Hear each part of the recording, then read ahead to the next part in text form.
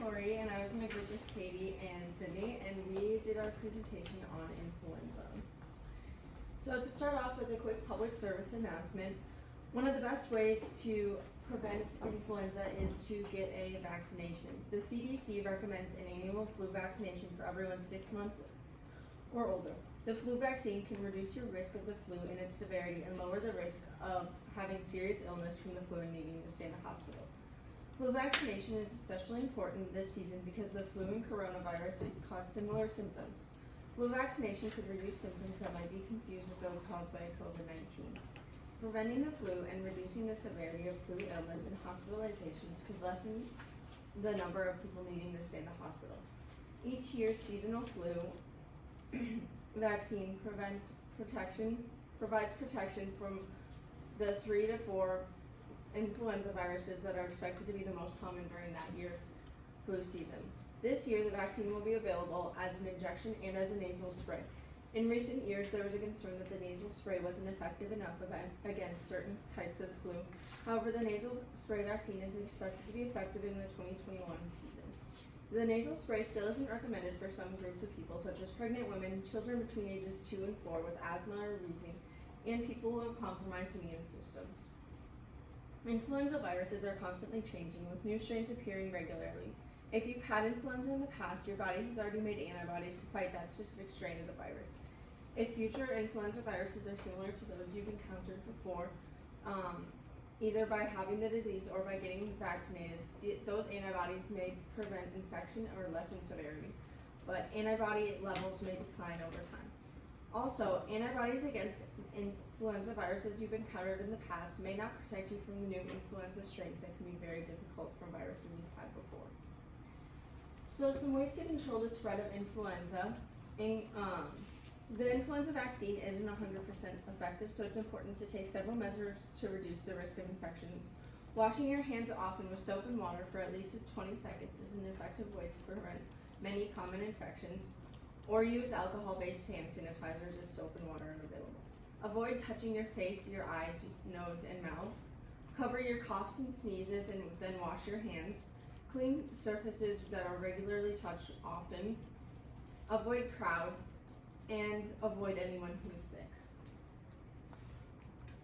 So some organizations for advocacy include United Against the Flu, Families Fighting the Flu, and the Center for Disease Control.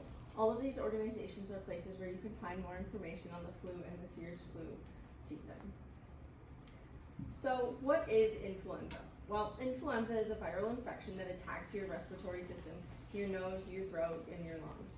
Influenza is commonly called the flu, but it's not the same as the systemic flu viruses that cause diarrhea and vomiting. And the flu virus often looks like that. Influenza viruses travel through the air droplets when someone with the infection coughs, sneezes, or talks. You can inhale the droplets directly, or you can pick up the germs from an object such as a telephone or a keyboard, and then transfer them through your eyes, nose, or mouth. What are some of the symptoms for influenza? Well, some of the main symptoms include fever, aching muscles, chills and sweats, a headache, a dry persistent cough, shortness of breath, tiredness and weakness, a runny or stuffy nose, and a sore throat. Also, some other symptoms include eye pain, vomiting, and diarrhea. What is the diagnosis for influenza? Well, generally, your doctor will conduct a physical exam looking for signs and symptoms of influenza and possibly order a test that detects influenza viruses. During times when influenza is widespread, you may not need to be tested for influenza. Your doctor may diagnose you based off of your signs and symptoms solely. Or you can conduct a self-check and look for the symptoms and the progression of the symptoms. In some cases, your doctor may suggest that you be tested for influenza. They may use various tests to diagnose influenza. The main test is the polymerase chain reaction test, or PCR, and it's becoming more common in hospitals and labs. This test may be done while you're in your doctor's office or in the hospital. PCR testing is more sensitive than other tests and may be able to identify the flu strain.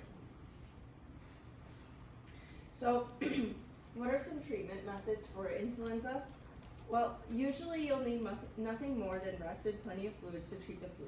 But if you have a severe infection or at higher risk for complications, your doctor may prescribe an antiviral drug to treat the flu.